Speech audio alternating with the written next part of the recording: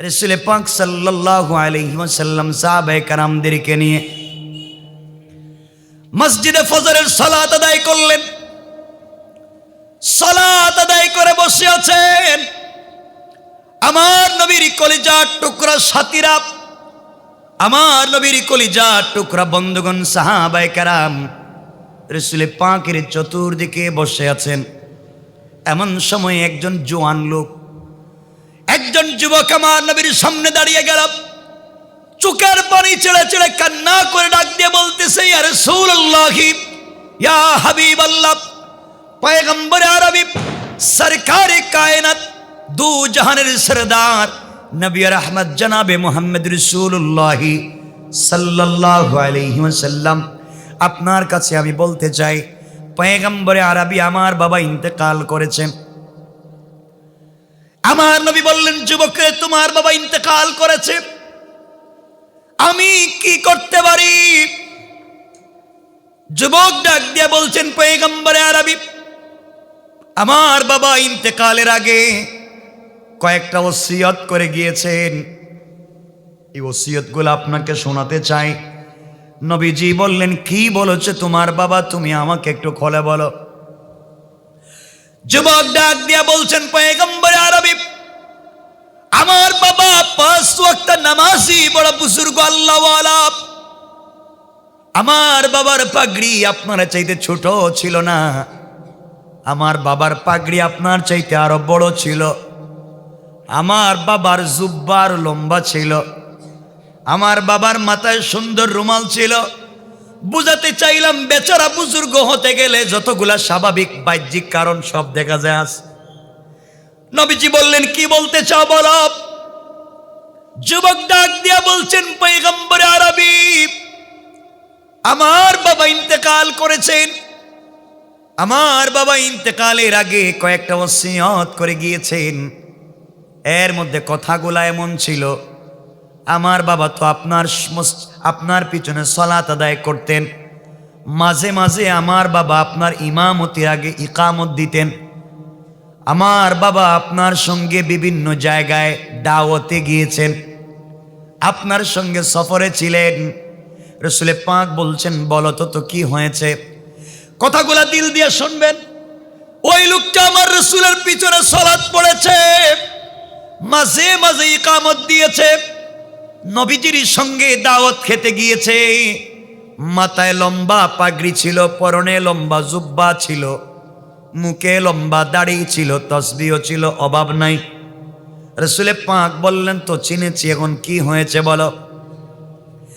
যুবক বলতেছেন, পয়গম্বর আরবি তাহাজ্জুদ ওয়ালা ছিলেন, 5 ওয়াক্ত নামাজি ছিলেন।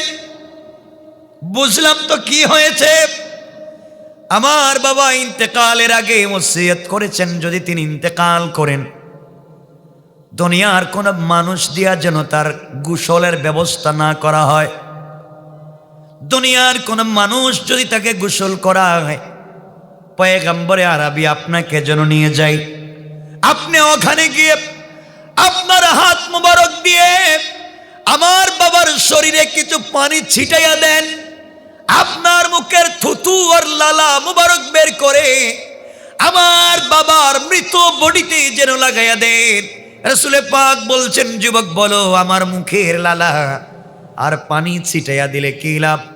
যুবক বলছেন, পয়গম্বর আরবি, আপনার মুখের লালার তো অনেক দাম, আপনার মুখের তুতু তো মেশকে আম্বরের চাইতে বেশি দামি। আল্লাহু আকবার। আপনার আঙ্গুল দিয়ে যদি আমার বাবার শরীরে পানি ছিটাইয়া দেন, আপনার আঙ্গুলের তো অনেক দাম। এই আঙ্গুল যখন আসমানের দিকে ইশারা করেছেন, চন্দ্র 2 টুকরা হয়ে গিয়েছে। আপনি মেঘের দিকে ইশারা করেছেন, মেঘমালা আপনাকে ছায়া দিয়েছে।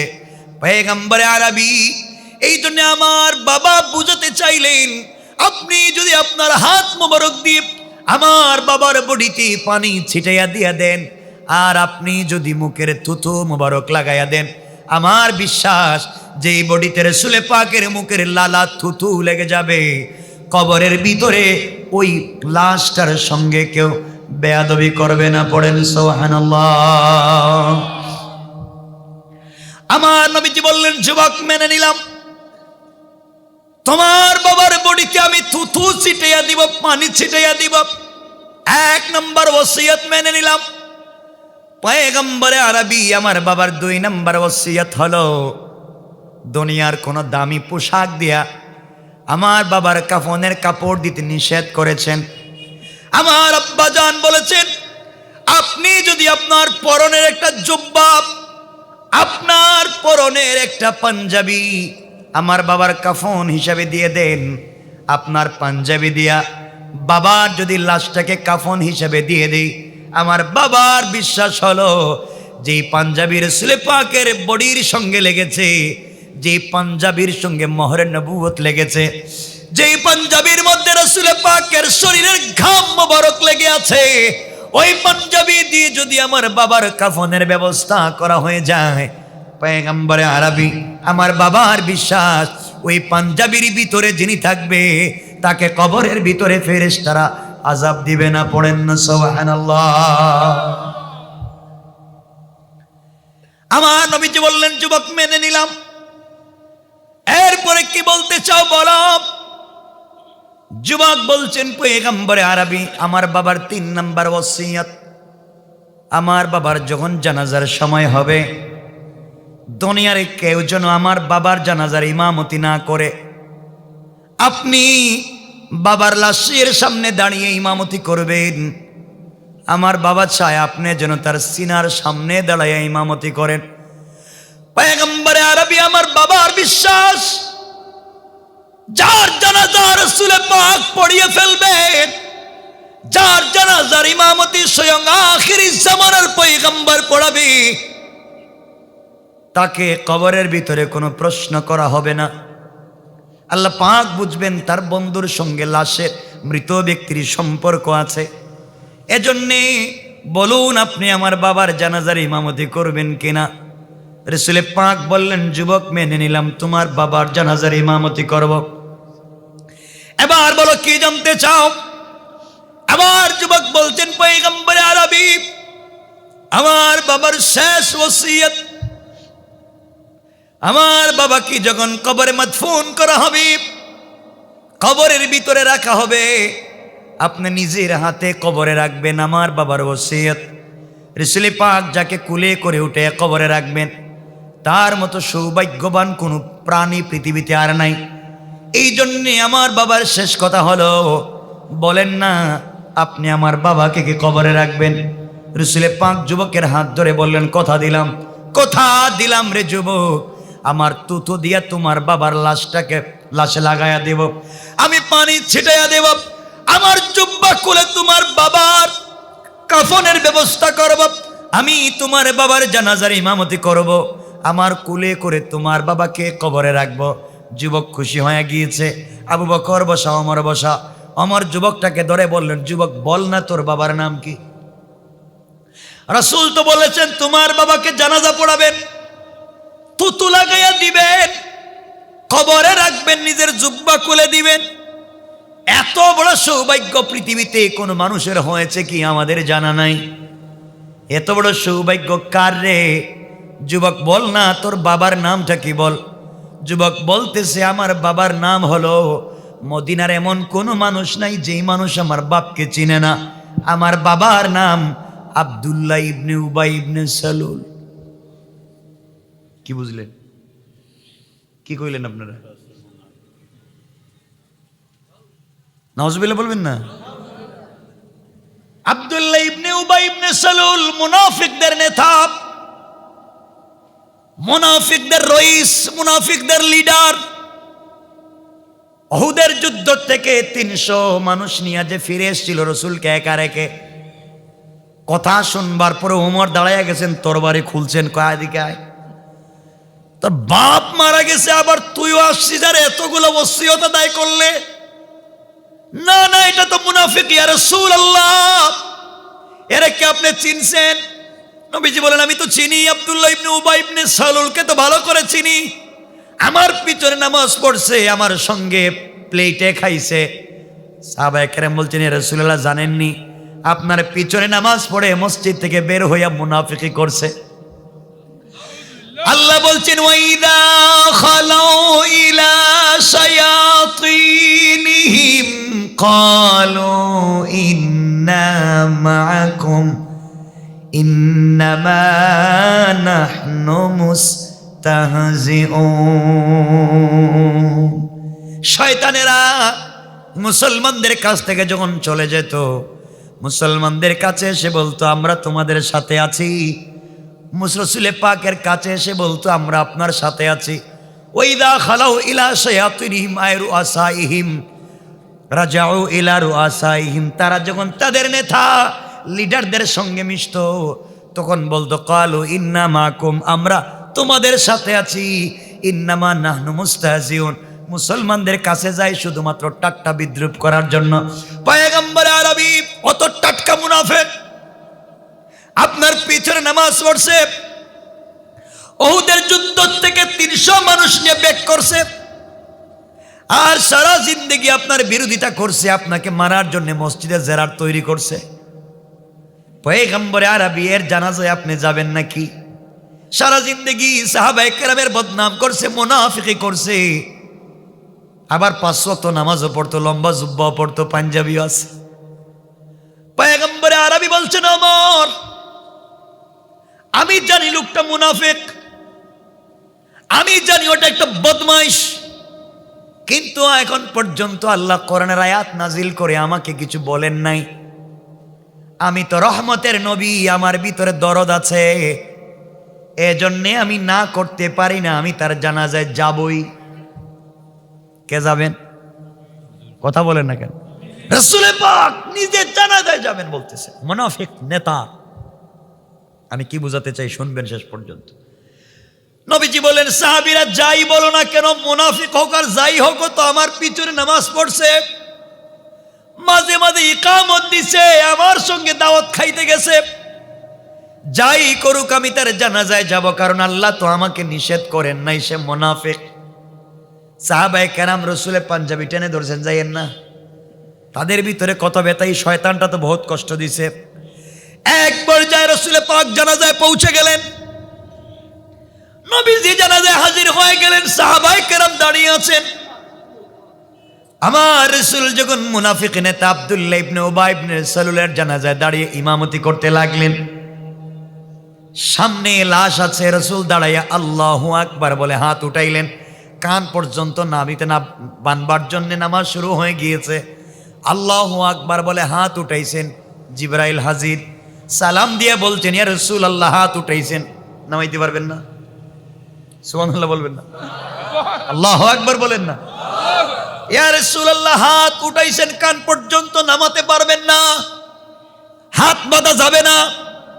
নবীজি বললেন জিবরাইল এমন কাজ তো কোনোদিন করো নাই। জিবরিল আমিন বলছেন ইয়া রাসূলুল্লাহ, ইয়া হাবিবাল্লাহ, আপনি যার ইমামতি করতেছেন জানাজার চিনেননি? চিনি তো, আমার পিছনে নামাজ পড়তো, আপনি এতটুকুন চিনতে পারেন, কিন্তু আল্লাহ জানেন এটা কত বড় বদমাইশ। সুতরাং আল্লাহ বলেছেন আপনি দরদ নিয়ে মুনাফিককে মাফ করে দিতে পারেন, নামাজি মুনাফিককে মাফ করে দিতে পারেন, আপনার সঙ্গে দাওয়াত খানেওয়ালা মুনাফিককে মাফ করে দিতে পারেন, আপনার সঙ্গে লম্বা জুব্বা পরনেওয়ালা মুনাফিককে মাফ করে দিতে পারেন। কিন্তু আল্লাহ বলেছেন আপনি জানাজার ইমামতি করেন, পাঞ্জাবি দেন, জুব্বা দেন, কয়েক লক্ষ বার ইমামতি করেন, কয়েক লক্ষ পাঞ্জাবি দেন, তুতু দিয়া তারে গোসল করাইয়া দেন, নিজে তারে কবরে রাখেন, যা ইচ্ছা মন চায় করেন, কিন্তু আল্লাহ বলছেন কোন মুনাফিককে ছাড় দিবেন না। আল্লাহু আকবার বলেন। আল্লাহ বলেছে যারা মুনাফিকি করেছে মাফ নয়। আপনি জানাজা পড়াইলে কি হবে? সুতরাং আমি আপনাদেরকে বলছি, মুনাফিক যারা হয়েছে, কাবা ঘরে ইমাম এনে, বাইতুল মুকাররমের খতিব এনে 1 লক্ষ বার জানাজার ইমামতি করে যারা মুনাফিকি আর গাদ্দারি করেছে ইসলামের সাথে, তাদের মাফ নাই। ঠিক কিনা বলেন? ঠিক। এজন্য মুনাফিকদের ব্যাপারে কোনো স্যাক্রিফাইস নাই, কোনো কনফার্মাইজ নাই। দেখবেন বহুত লোক আছে মসজিদে এসে খতিব সাহেবকে বলবো হুজুর একটু ওয়াজ করেন, টান টান ওয়াজ করেন, যা ভাল লাগে বলেন, আমার নেতার বিরুদ্ধে বলেন, তো শয়তান। বইলে ইমাম সাহেবের গরম করে দিয়ে গেছে, মিম্বরে উঠে তো উনি ইচ্ছা মতো ওয়াজ শুরু করছে। আর হে নেতার কাছে গিয়ে বলছে, নেতা আজকে হুজুর আপনার বিরুদ্ধে ওয়াজ করব, খবর আছে কিন্তু এরা ধরে নিয়ে আসবো। ঠিক কিনা বলেন? এগুলো আছে না নাই? টাটকা শয়তান, শয়তান।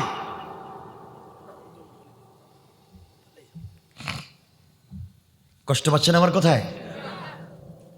আপনারা কষ্ট পাইয়েন না, কষ্ট দেওয়ার জন্য বলছি না। আপনাদের মনে হয় কষ্ট হচ্ছে, মনে হচ্ছে। একটু হাত দেখান তো দেখি, কারা কারা কষ্ট পাচ্ছেন। এটি কি করলেন? কষ্ট পাচ্ছেন আপনারা?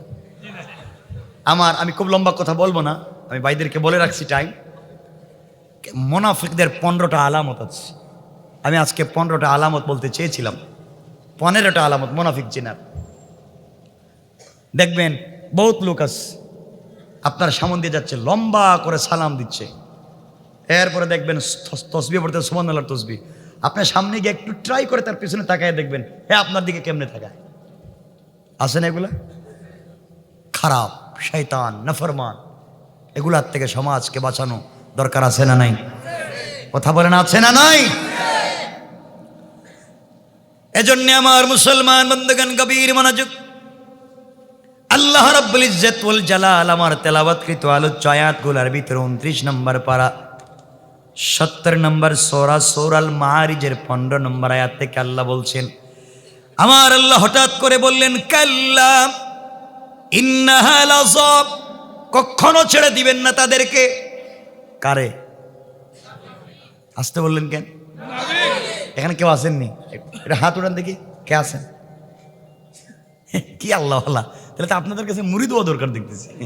তো পীর বুজুর্গ ওলিয়া উলিয়া পর্যায়ে পৌঁছে গেছে, রসুলের পিছনে নামাজ পড়ছে, নবীদের সঙ্গে দাওয়াত খাইছে, রসুল নিজের জুব্বা দিছেন, দাড়িও লম্বা, টুপিও লম্বা, পাঞ্জাবিও আছে, পাগড়িও আছে, এরপরে মুনাফিক। এগুলা বাংলাদেশে আসেনি? যদি না থাকতো তাহলে বাংলাদেশে মাননীয় প্রধানমন্ত্রী, গণপ্রজাতন্ত্রী বাংলাদেশ সরকারের মাননীয় প্রধানমন্ত্রী তিনি বলেছিলেন বাংলাদেশে মাদক হবে জিরো টলারেন্স। বলেন নাই? পুলিশ বাহিনী সহ সকল প্রশাসন জিরো টলারেন্সের জন্য মাদকের বিরুদ্ধে যুদ্ধ ঘোষণা করা হয়েছিল। আজকে মাদকের বিরুদ্ধে যদি যুদ্ধ ঘোষণা করা হয়ে থাকে, তাহলে বাংলাদেশের মতো মুসলিম রাষ্ট্রে আইন করে ঘরে ঘরে গ্রামে গ্রামে মাদককে যারা সয়লাভ করতে চায়, তারা রাষ্ট্রের দুশ্মন, জনগণের দুশ্মন, ইসলামের দুশ্মন। ঠিক কিনা বলে? এই বড় বড় এই লম্বা সুব্বা বলারা কই গেল? এখন যে আইন করে যে মদকে গ্রামে গ্রামে দেওয়া হচ্ছে, কেউ কথা বলে না এগুলা নিয়ে। কারণ যার নিজের জীবন বাঁচাইতে হইব, জান বাঁচা, বাদ দিয়ে ইসলাম। কিন্তু আল্লাহ বলেছেন পৃথিবীতে কিছু লোক থাকবে সব সময় হকের পক্ষে থাকবে, তাদেরকে পিটাও আর মারো আর গালি দেও, তারা কিছু লোক সব সময় হকের পক্ষে থাকবে ইনশাআল্লাহ। বলেন না ইনশাআল্লাহ? আপনারা বাদ দেন এই ফিতনা। কে লম্বা টুপি, কে জালি টুপি, কে কিস্তি টুপি, কে ছুপকা টুপি, কে কালো পাগড়ি, সাদা, হলুদ, নীল, সব বাদ। লম্বা পাঞ্জাবি, খাটো পাঞ্জাবি, সব বাদ। কে মাথার উপরে হাত বাঁধে, কে কলজের উপরে, কে বুকের নিচে, কে বুকের উপরে, কে নবী সালাম আলাইকা বললো, কে নবী সালাম আলাইকা বললো না, কে জুড়ে আস্তে আমিন বললো, কে আস্তে আমিন বললো না, সব বাদ দাও। মুসলমানকে ঐক্যবদ্ধ করো, এক প্ল্যাটফর্মে নিয়ে আসো। ইহুদি খ্রিস্টানরা যখন মুসলমানদেরকে পিটায় তখন জানতে চায় না যে তুই লম্বা পাঞ্জাবি না কাটা পাঞ্জাবি কর। কথা বলেন না কেন?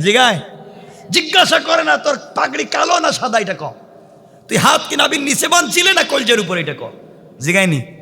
জিজ্ঞাসা করে তুই কালিমাওয়ালা কিনা, যদি কালিমাওয়ালা হস তাহলে পিটা। কেন আপনারা বুঝেন না এগুলা? কেন আপনারা বুঝেন না? এজন্য আল্লাহ যে রাগ করে বলছেন কাল্লা ইন্নাহা লাযা, কখনো ছাড়বেন না, পিটাইবেন। ওই কারে পিটাইবেন একটু আগে থেকে না বললে আপনারা কিছু বুঝবেন না। কষ্ট হবে না তো আপনাদের? আমার বন্ধুগণ, আমি যে কথাগুলো বললাম যদি বিশ্বাস না হয়, ইসলামের জন্য দরদ নিয়ে বলছি, মনে রাখবেন মুনাফিকি যারা করে তাদের মাফ নাই। মুনাফিক যারা হয় তাদেরকে জাহান্নামের সব থেকে নিম্ন জায়গায় দেওয়া হয়। মুনাফিকদের সঙ্গে আল্লাহ জিন্দেগিতে কথা বলবেন না, রাসূলে পাক পর্যন্ত তাদের সঙ্গে কিয়ামতের দিন কথা বলবেন না। এজন্য আমাদের মধ্যে যদি এমন কোনো চরিত্র থাকে আমরা যেন ভালো মানুষ হয়ে যাই। যদি বিশ্বাস না হয় আল্লাহ বলছেন ওই দিন বিশ্বাস হবে। কোরআনে কারীমের 29 নম্বর পারা 70 নম্বর সূরা আল মারিজের 8 নম্বর আয়াত থেকে আল্লাহ রাব্বুল ইজ্জত ওয়াল জালাল বলছেন ইয়াউমা তাকুনুস সামাউ কাল মুহল।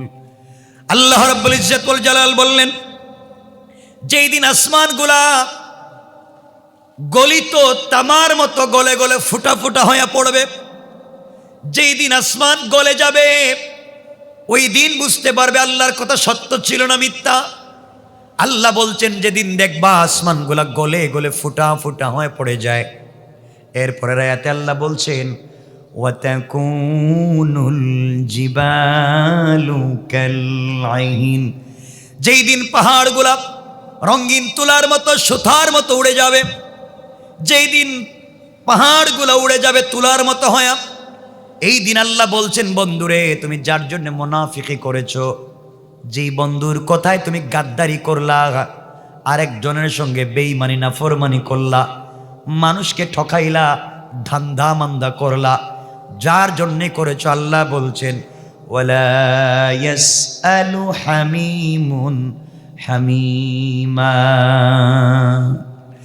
ওই দিন তোমার কলিজার টুকরা বন্ধু পর্যন্ত বন্ধুর খবর নিবে না, বন্ধু পর্যন্ত বন্ধুর কাছে আসবে না, যার জন্য তুমি এত নাফরমানি করলাম। এরপর আল্লাহ বলছেন ইউবসসিরুনহুম ইয়াওয়াদ্দুল মুজরিমু লাউ ইয়াফতাদি মিন আযাবি ইয়াউমিইযিম বিবানি। আল্লাহ রাব্বুল ইজ্জত ওয়াল জালাল বললেন ইউবসসিরুনহুম ইয়াওয়াদ্দুল মুজরিম, ওই দিন আপনি দেখবেন যার জন্য মুনাফিকি করলেন, যেই নেতার জন্য যেই ভাইয়ের জন্য মুনাফিকি করলেন, ভাই আপনাকে দেখবে আপনিও তাকে দেখবেন, কেউ আপনাকে বাঁচাবার জন্য আসবে না। আপনি যখন দেখবেন যার জন্য এত কিছু করলেন আপনি একা, আল্লাহ বলছেন ইয়াউমিদিম বিবানি, ওই সময় আপনি বলবেন আল্লাহ তাআলা আমি মুনাফিকি আর গাদ্দারি করে টাকা জমিয়েছি, মুনাফিকি গাদ্দারি বেঈমানি বদমাইশি করে টাকা জমিয়েছি, মানুষকে ঠকিয়ে টাকা জমিয়েছি। আয় আল্লাহ তাআলা এগুলা সন্তানদের জন্য করেছি, এই টাকা দিয়ে সন্তানদেরকে বাড়ি গাড়ি করে দিয়েছি, মিল ফ্যাক্টরি করে দিয়েছি, সন্তানদেরকে ভালো স্কুল কলেজ ইউনিভার্সিটিতে পড়াইছি। আজকের দিনে আমি বিপদে আমার সন্তানও আমাকে চিনে না।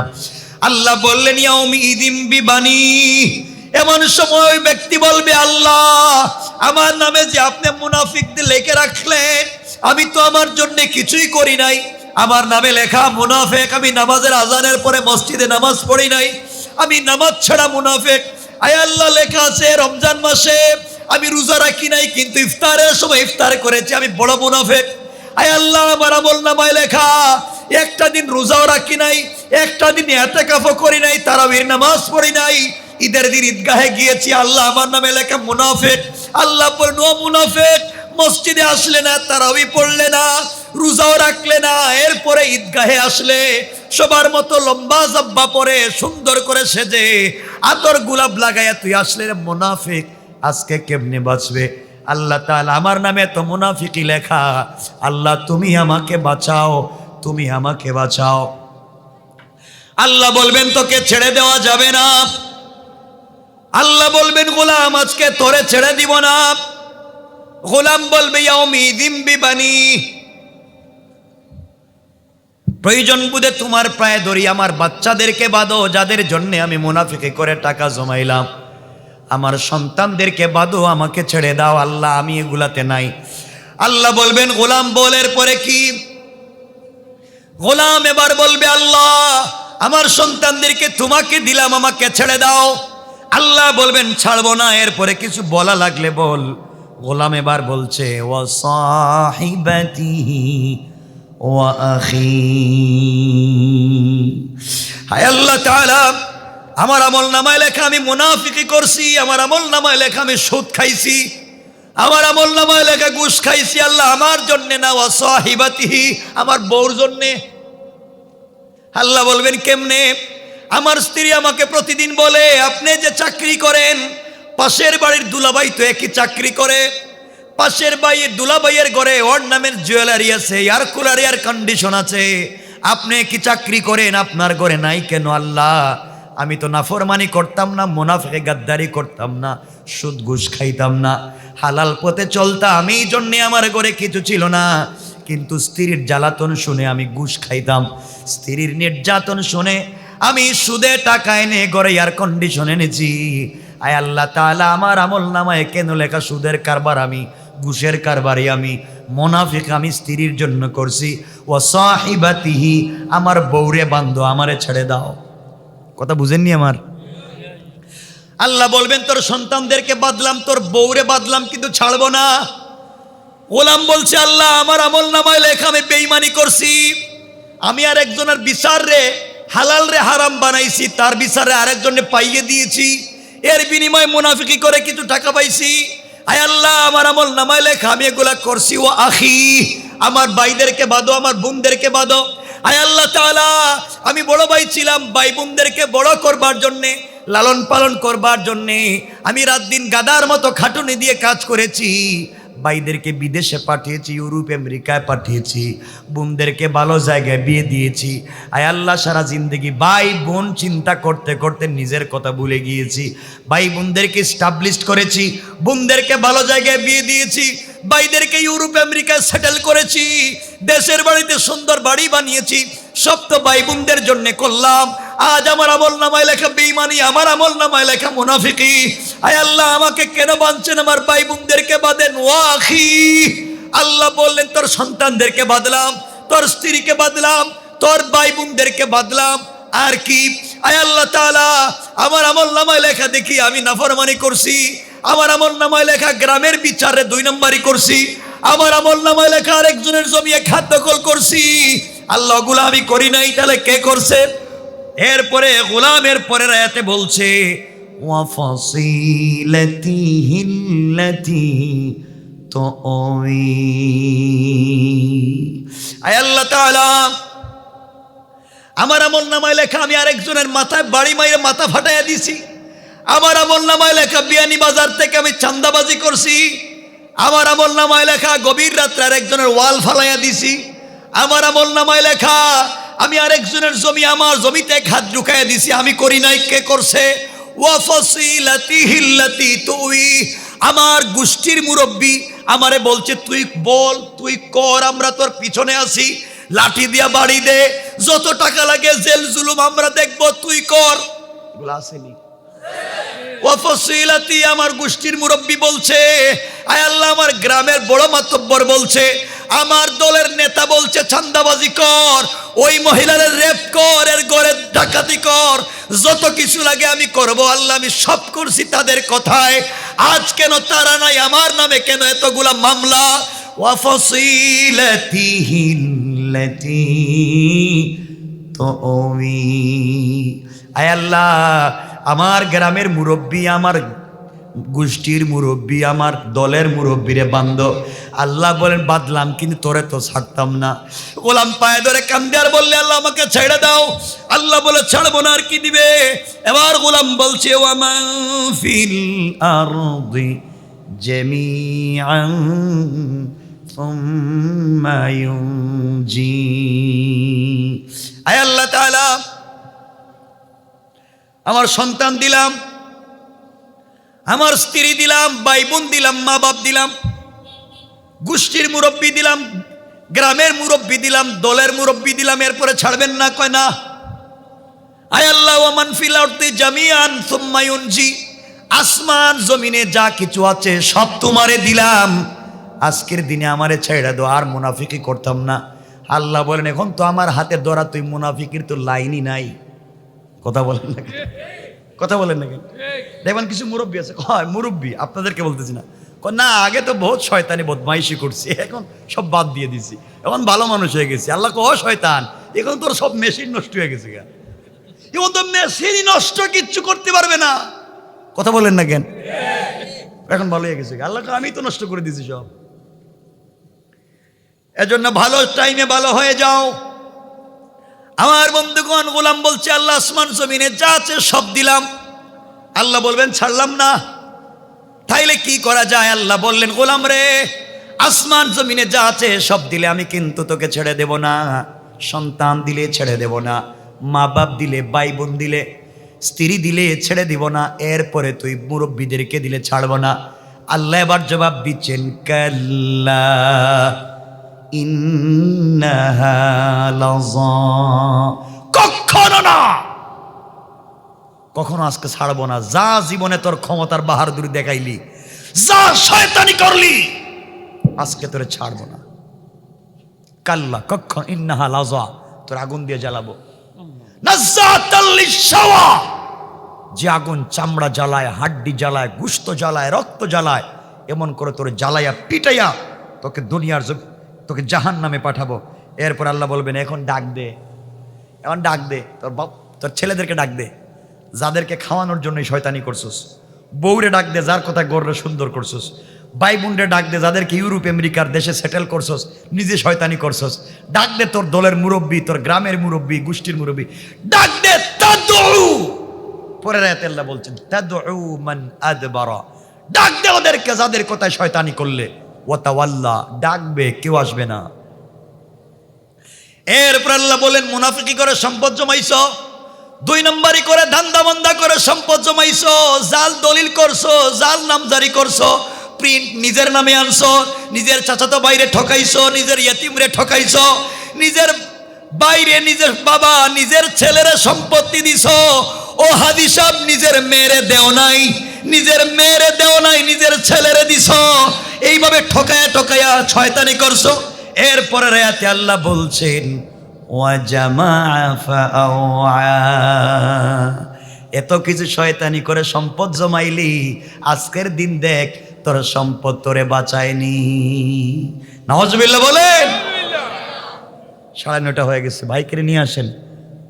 এজন্য শুনে রাখেন মুসলমান, যে কথা বলতে চাই, আল্লাহকে ওয়াস্তে লম্বা করতে চাই না, আল্লাহকে ওয়াস্তে এই সমাজে ফিতনা করবেন না। মুনাফিকি চলবে? কথা বলেন চলবে? কথা বলেন চলবে? যুবকদেরকে দুটো কথা বলে শেষ করছি। একটা কথা শুনো, তোমাদেরকে কিছু বললেই বলো ব্যস্ত। আসো না যুবক তাফসিরে ব্যস্ত, আসো না মসজিদে ব্যস্ত, আসো না নামাজে ব্যস্ত, আসো না ভালো কাজে ব্যস্ত।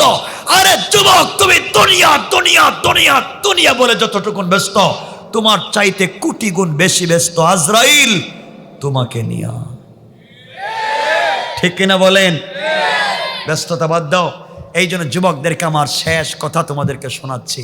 ভাই, তোমাদেরকে আজকে বলবো না যে মুনাফিকি বাদ দাও, বলবো না সুদ খাওয়া বাদ দাও, আমাকে বলবো হুজুর পাক্কা ওয়াদা, কমপ্লিট পাক্কা ওয়াদা, আগামীকালকে থেকে মুনাফিকি বাদ। সকাল হওয়ার পরে আমার ওয়াজ ভুলে যাবেন, হুজুর কি বলতে কিছু মনে থাকবে না, আবার আগের জায়গায় চলে যাবেন। এই যে ওয়াদা দিয়ে ওয়াদা ভাঙলেন, রাসূল পাক বলছেন ওয়ালা দীনা লিমান লা আহাদা লা, ওয়াদা দিয়া যারা ওয়াদা ভাঙে এদের কোনো ধর্ম নাই। এজন্য আপনাদেরকে আমি এই জায়গায় নিতে চাই না। আমি একটা SMS একটা বার্তা দিচ্ছি, এই কথা বলে শেষ করতেছি। যুবক, তোমাদের 2টা পায়ে ধরে বললাম, দেও তোমাদের 2টা পা, তোমাদের 2টা পা ধরে বলছি, 2টা পা ধরে বলছি। যুবক শোনো, তোমাকে আবার বলছি, তুমি বন্ধুদের পাল্লায় পড়ে মদের বারে গিয়েছ, বন্ধুদের পাল্লায় পড়ে সিলেটের সিনেমা হলে গিয়েছ, সিনেমা দেখতেছ, সিনেমা চলতেছে, নর্তকীরা নাচছে, গান গায়, উলঙ্গ হয়ে নষ্টামি বদমাইশি করতেছে, তুমি সিনেমা হলের ভিতরে, হঠাৎ নামাজের সময় হয়ে গিয়েছে। যুবক, ওখানে নামাজে দাঁড়িয়ে যাও, ওখানে নামাজে দাঁড়িয়ে যাও। আগে নামাজ, এরপরে অন্য কাজ, আগে নামাজ, এরপরে অন্য কাজ। নামাজের সময় হয়ে গিয়েছে, সিনেমা হলে ওখানে নামাজে দাঁড়িয়ে যাও। বন্ধুদের পাল্লায় পড়ে মদের বারে গিয়েছ, জমকালো আয়োজন, সবাই উলঙ্গ হয়ে নাচানাচি করতেছে। যুবক, নামাজের সময় হয়ে গিয়েছে, মদের বোতলটা টেবিলে রাইখে দাও, আগে নামাজে দাঁড়িয়ে যাও, আগে নামাজে দাঁড়িয়ে যাও। বন্ধুদের পাল্লায় পড়ে ফ্যান্সি ডিলের বারে গিয়েছ, সবাই ফ্যান্সি ডিল খাইয়া মাতাল হয়ে গিয়েছে, তোমাকে বলছি নামাজের সময় হয়ে গিয়েছে, ফ্যান্সি ডিলের বোতলটা পকেটে রাইখে দাও, আগে নামাজে দাঁড়িয়ে যাও, আগে নামাজ, এরপরে অন্য কাজ। বন্ধুদের পাল্লায় পড়ে ইয়াবার ট্যাবলেট হাতে নিয়েছ, ইয়াবার ট্যাবলেট তোমার হাতে, নামাজের সময় হয়েছে, রব বলছেন হাইয়া আলাল ফালাহ, ও গোলাম কল্যাণ তো আমার কাছে, ইয়াবার ট্যাবলেটে কোনো কল্যাণ নাই। কে তোকে বলছে ওখানে কল্যাণ? তোর মাইন্ডকে রিফ্রেশ করতে চাইলে সেজদায় আয়। তুমি যাইলা না, নামাজের সময় হয়েছে, ট্যাবলেটটা পকেটে রাইখা দাও, আগে নামাজে দাঁড়িয়ে যাও, আগে নামাজে দাঁড়িয়ে যাও। বন্ধুদের পাল্লায় পড়ে বদমাইশি করেছ, তুমি জেনা করেছ, অপবিত্র, নামাজের সময় হয়ে গিয়েছে। ও যুবক, পবিত্র হয়ে ওখানে নামাজে দাঁড়িয়ে যাও। মাথায় যদি পাগড়ি থাকে, পাগড়ি পরে নামাজে দাঁড়িয়ে যাও। পাগড়ি যদি না থাকে, একটা টুপি পরে নামাজে দাঁড়িয়ে যাও। টুপি যদি না থাকে, তোদের পায়ে ধরে বলছি, পায়ে পায়ে বিনা টুপিতে নামাজে দাঁড়িয়ে যাও, খালি মাথায়। যদি একটা পাঞ্জাবি থাকে, পাঞ্জাবি পরে নামাজে দাঁড়িয়ে যাও। পাঞ্জাবি যদি না থাকে, একটা শার্ট পরে নামাজে দাঁড়িয়ে যাও। শার্ট যদি না থাকে, একটা টি শার্ট পরে নামাজে দাঁড়াও। টি শার্টও যদি না থাকে, একটা সেন্ডু গেঞ্জি পরে নামাজে দাঁড়াও। তাও যদি না থাকে, খালি মাথায় খালি গায়ে, তোদের পায়ে ধরে বলছি আসসালাতু আলা ওয়াক্তিহা, তাও সময় মতো নামাজে দাঁড়াও। যদি একটা পায়জামা থাকে, পায়জামা পরে নামাজে দাঁড়াও। পায়জামা যদি না থাকে, একটা প্যান্ট পরে নামাজে দাঁড়াও। প্যান্টও যদি না থাকে, 3 কোয়ার্টার পরে নামাজে দাঁড়াও। ও যুবক, তোদেরকে আবার বলছে, যদি 3 কোয়ার্টারও না থাকে, নাভি থেকে হাঁটু পর্যন্ত ঢাকো, তাও নামাজে দাঁড়াও। যদি তোমার নাভি থেকে হাঁটু পর্যন্ত ঢাকবার মতো কাপড় না থাকে, তাহলে খালি মাথায় খালি গায়ে উলঙ্গ হয়ে তাও না সময় মতো নামাজে দাঁড়াও। তাও তোমরা নামাজ পড়ো, তাও নামাজ পড়ো। তোমার রাসূল তো কাঁদছেন নামাজের জন্য। যুবক, যদি পানির ব্যবস্থা থাকে, ওযু করে নামাজে দাঁড়াও। পানির যদি ব্যবস্থা না থাকে, তায়াম্মুম করে নামাজে দাঁড়াও। পানিরও ব্যবস্থা নাই, ওযু করবার ব্যবস্থা নাই, তায়াম্মুমের কোনো ব্যবস্থা নাই, তাহলে বিনা ওযুতে, বিনা তায়াম্মুমে, খালি মাথায় খালি গায়ে উলঙ্গ হয়ে আসমানে, জমিনে, বাতাসে, বিমানে, সাগরে, যেখানে যে অবস্থায় আছো, তাও তুমি নামাজ পড়ো, রবের কদমে সাজদা করো। আমার বিশ্বাস, রব তো বলেছেন ইন্নাস সালাতা তানহা আনিল ফাহশাই ওয়াল মুনকার। এই সালাত একদিন তোমাকে সকল অশ্লীলতা থেকে বাঁচাইয়া বাঁচাইয়া আল্লাহ পর্যন্ত পৌঁছায় দিবে ইনশাআল্লাহ, ইনশাআল্লাহ।